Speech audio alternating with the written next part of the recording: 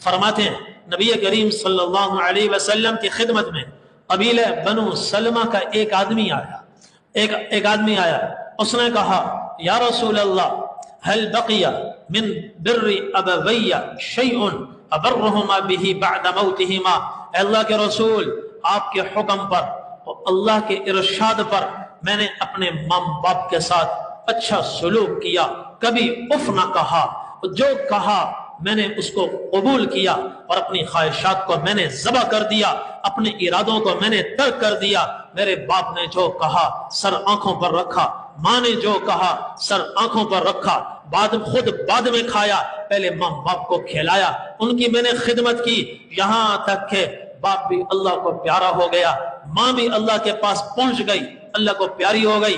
میں نے اپنے ماں باپ کے ساتھ زندگی میں کبھی بدسلوکی نہیں کی، اونچی آواز میں بات نہیں کی، اچھا سلوک کرتا رہا، دونوں اللہ کے پاس پہنچ چکے۔ یا رسول اللہ اب بھی ماں باپ کا کوئی حق باقی ہے یا پورے ہو گئے؟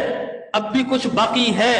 حضور نے فرمایا ماں باپ کے حقوق تو موت پہ جا کر ختم ہوں گے، حقوق باقی ہیں، 5 کام کرو جن کے ماں باپ دنیا سے رخصت ہو چکے ہوں۔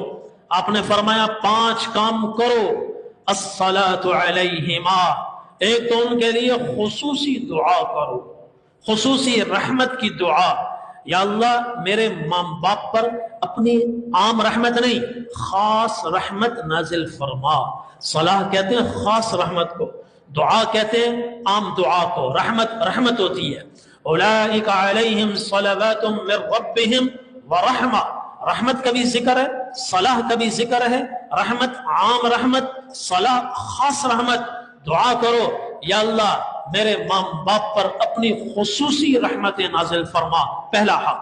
والاستغفار لہما، دوسرا حق، یا اللہ میرے ماں باپ کی مغفرت فرما۔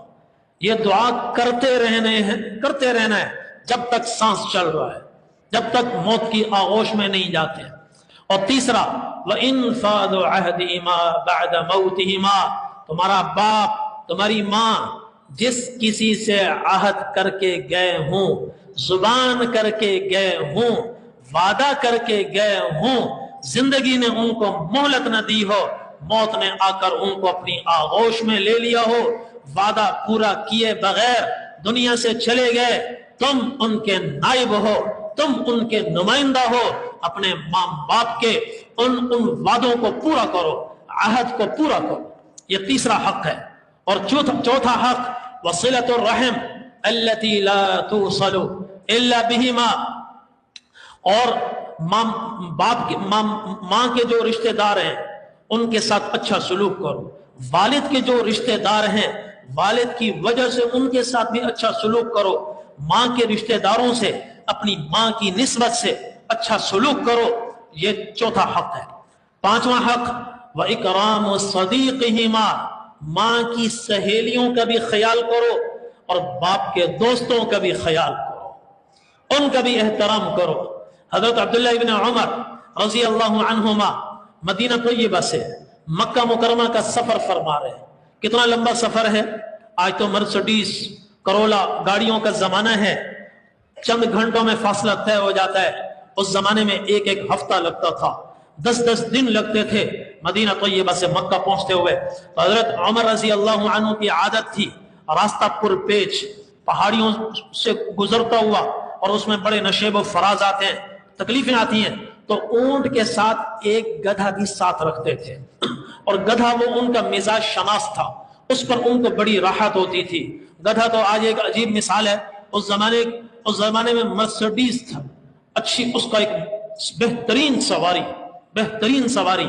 تو حضرت عبداللہ بن عمر رضی اللہ عنہ قافلے کے ساتھ چلتے، اونٹ پر بیٹھے بیٹھے جب تھک جاتے تو اپنے گدھے کی سواری پر کسی اور کو سوار کر دیتے، اس کو پھر نیچے اترتے، اس سے فرماتے کہ بھائی اب تم اونٹ پہ سوار ہو جاؤ، مجھے یہاں کچھ دیر سفر بھی چلتا رہے اور مجھے کچھ راحت حاصل ہو جائے۔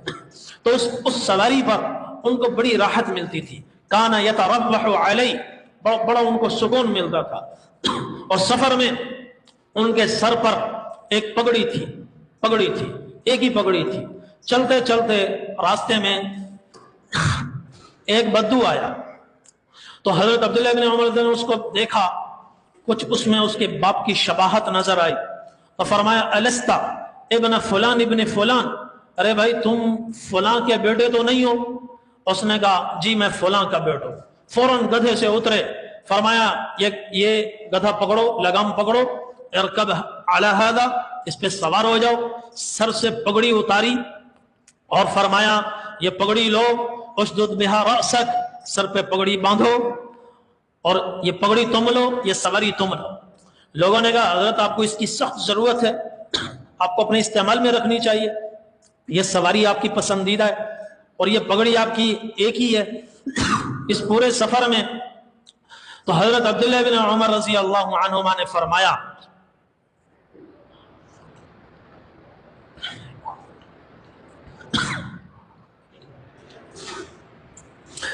اس پر اس کا حق زیادہ ہے۔ فإني سمعت رسول اللہ صلی اللہ علیہ وسلم یقول، نبی کریم صلی اللہ علیہ وسلم کو میں نے یہ ارشاد فرماتے ہوئے سنا ہے، ان ابر البر صلۃ الرجل اہل ود ابیہ بعد ان یولی، ماں باپ کے ساتھ اعلیٰ درجے کا حسن سلوک یہ ہے کہ اپنے ماں باپ کے جو دوست احباب رشتہ دار اور ان کا اور جن میں وہ اٹھتے بیٹھتے تھے ان کے ساتھ بھی صلہ رحمی کرنا اور اچھا سلوک کرنا۔ فرمایا اس کو میں نہیں جانتا مگر اس کا باپ میرے والد حضرت عمر کا دوست تھا۔